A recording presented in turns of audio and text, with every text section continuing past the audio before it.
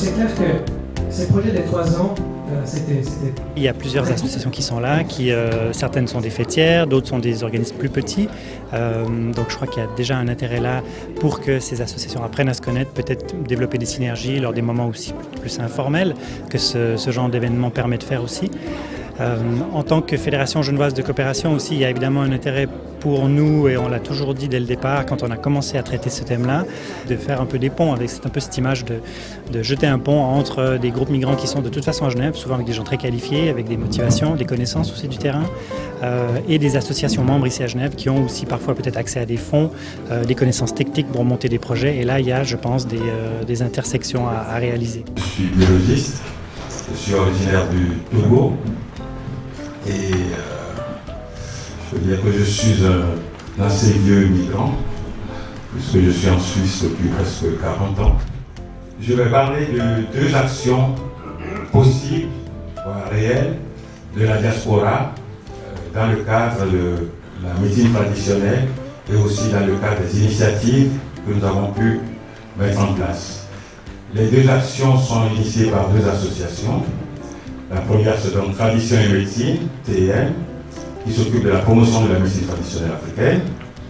La seconde, c'est une coopérative financière de la diaspora africaine, la COFIDIAF, qui va permettre, puisqu'on est tout jeune de ce côté-là, d'améliorer la capacité d'intervention financière des projets issus de la diaspora. Moi, j'étais formée en tant que biologiste en Colombie, et c'est quand même au niveau...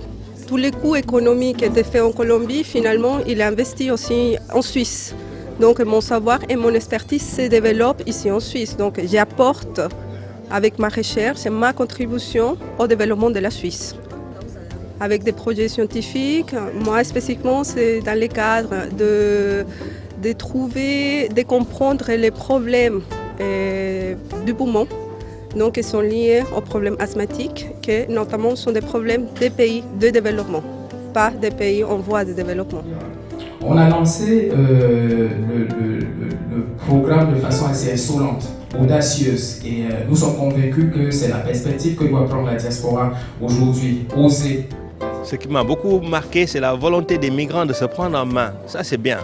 Je pense qu'il y a ce qu'on appelle une stratégie d'autopromotion, d'autodéveloppement. Les migrants pensent pour eux les solutions les plus aptes à les développer ici et à développer chez eux. Donc je pense que c'est une nouveauté. Les migrants sont au cœur de la problématique. Et je pense qu'il faut encourager les initiatives. Je salue toutes ces initiatives d'organisation de transfert financier des migrants pour passer de la consommation à l'investissement productif et pourquoi pas à la création d'emplois. Mais je pense que là, c'est une originalité qu'on n'a pas souvent entendue et je la salue. Je m'inscris pleinement dans cette optique. De passer par une recherche dont l'application n'est pas évidente.